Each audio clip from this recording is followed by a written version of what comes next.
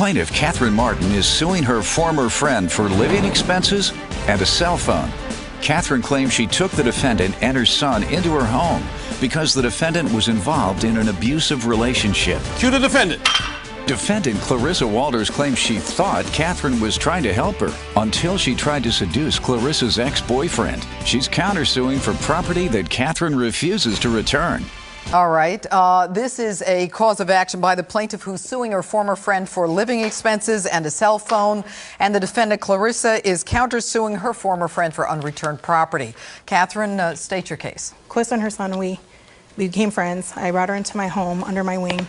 She made me feel that her family, wasn't treating her right, like, because she's 18, pretty much told her what to do and couldn't do. And I believe because she's 18, she can do what she wants. Catherine, how do you know Clarissa? Through her son's family. The father's family. Through her son's father's family. You have a son? Yes, ma'am. How old? He'll be 1 on the 24th of this month. Okay. Go ahead, Catherine. So I did everything I could for her because I wanted her to feel better about herself. Because Clarissa's a beautiful person, Wanted her to do better because she wasn't being treated so well at home. And I gave her the suggestion if she wanted a place to stay, she was more welcome to come stay with me and my mom. Okay, so you went and stayed with the plaintiff and her mother? Yes, ma'am. You took the baby with you? Yes, ma'am. Where's the baby's father's not with you? No, I'm not with him. Okay, so the two of you move in with the plaintiff. Your Honor, what happens? And she's talking about everything that she tried to do for me. She tried to sleep with my ex-boyfriend that her sister slept with. What? Yeah.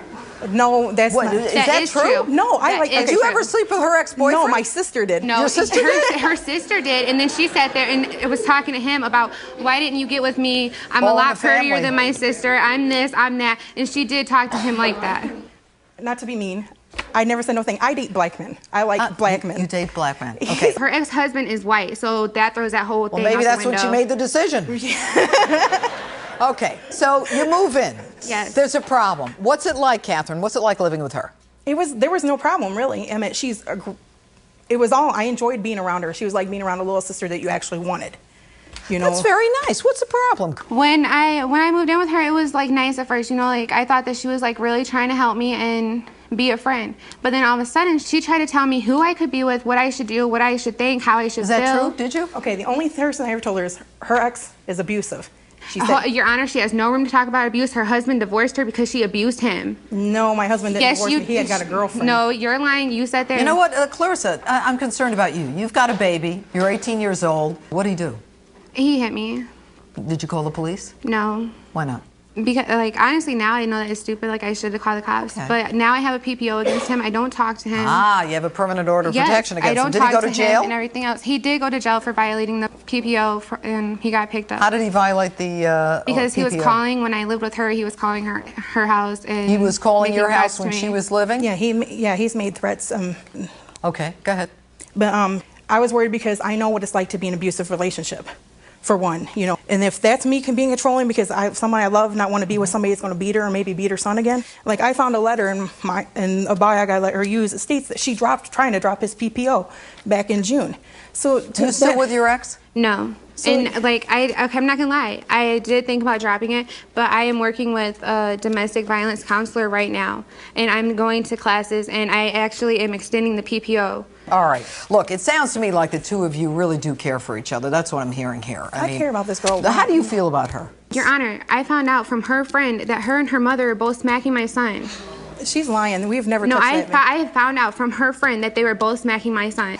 The girl called me and was like, your son would grab the phone and she smacked her hands. And I believe it because I saw her mom smack him and I was like, and please don't. She's lying. My mom has never hit no one else's kid ever in her life. All right. Is there anything other than this person saying this that proves that your son was injured? Was there a mark? Was there anything? I've seen her mom smack his hands. What happened?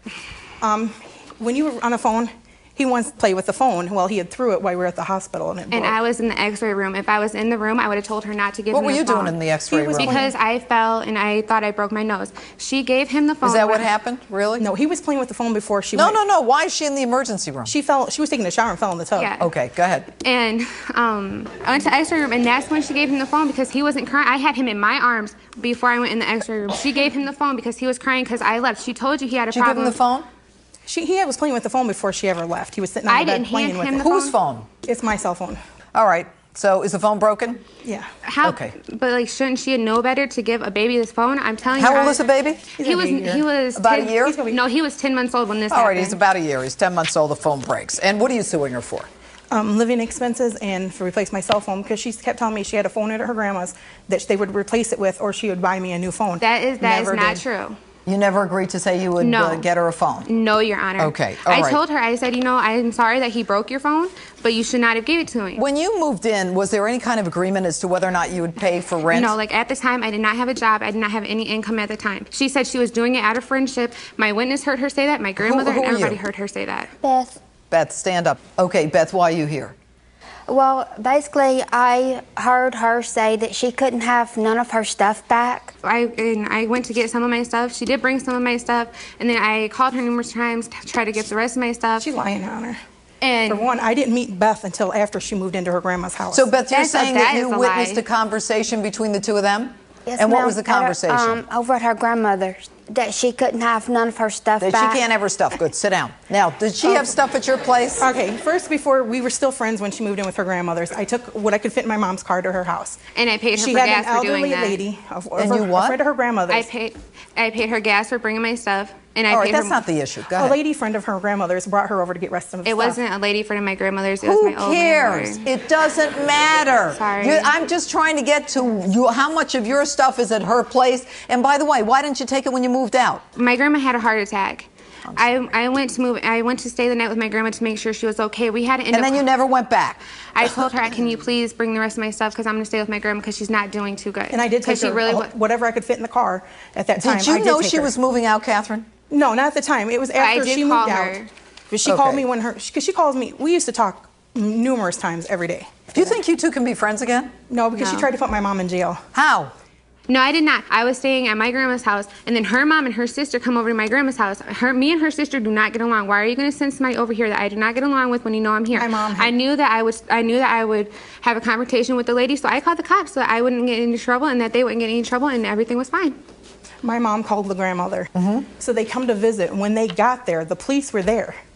She had made a police report against my mom, who's disabled and 59 years old, saying that she was calling, harassing, and making threats. No, Your Honor. My grandma did not want them there because my grandma knew that my mom me and and asked her if she'd go ahead and stop no, by. What did the cops do? Anything? the cops just told them to ask them to leave and not to come back out. You know, this is real bad blood, and it seems somewhat unjustified. I mean, if her mother's going to visit your grandmother... My grandmother did not want her there. My grandmother told... Well, what did she do? Did she ever hit your grandmother, threaten to kill her, set the house on fire? The cops show up? They don't have a lot to do. There's no crime yet, but we're going to go there just in case. Did you get her to sign anything where she said she was going to pay you? No, eventually she was supposed to either get a job and help just like I was doing.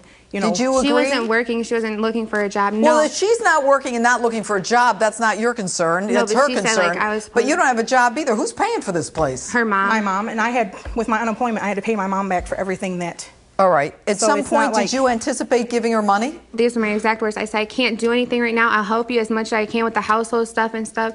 I said, but you know I don't have a job right now. I said, I can help you clean. I can help you babysit, which I did babysit for her before. So there isn't an agreement, but she agrees that she's going to help you. You think that she should pay you how much money a month? Just what split 3 ways of what the household thing was. And how much is that? Not even $200 a month. All right. What am I looking at here? Is this your property? This is all that's left at my house. It was in my truck. Other than There's- that, she's got everything. All right. There- What else are you saying she has? You're saying she has There's- $700 of your stuff? Yes, because, well, like, if all my stuff is in there, my pictures and his walker and stuff, that's fine. But there is clothes of his missing because he had tons of clothes, and now he has, like, 2 tubs of clothes. There's clothes missing. You know what? You get that. What's that, a bag? You get that's a little walker, and that's a bag. What's in the bag? Anything? It's I her have no purse that idea. she All left. right, Catherine, some do you toys. have any more stuff? No, I don't, honestly. Okay, here's the bottom line.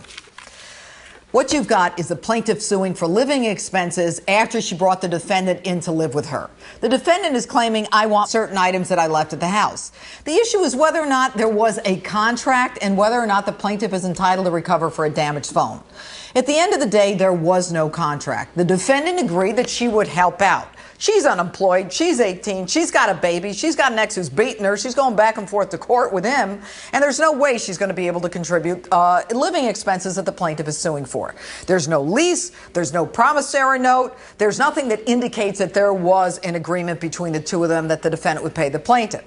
Now, On the other hand, the plaintiff is saying, look, the baby broke my phone. I'm entitled to get this phone back. But by the way, the plaintiff gave the baby the phone. That, as far as I'm concerned, that's negligent supervision. What'd you give the baby your phone for, 10 months old? And if there had been a problem, you might be at the other end of a lawsuit. You, on the other hand, are counterclaiming that you want your property back. Look, here's the bottom line. There was no agreement. You gave the baby the phone. You lose on that end. She's brought some items to court. You haven't been able to prove to me that there are more items. As far as the court is concerned, the two of you should get along and forget all this lawsuit. It's a bunch of hogwash. Let it go. Take care of your baby and stay away from your ex. There is no future for us. I hope that she accomplishes everything she wants in life, that her and her son are happy and safe.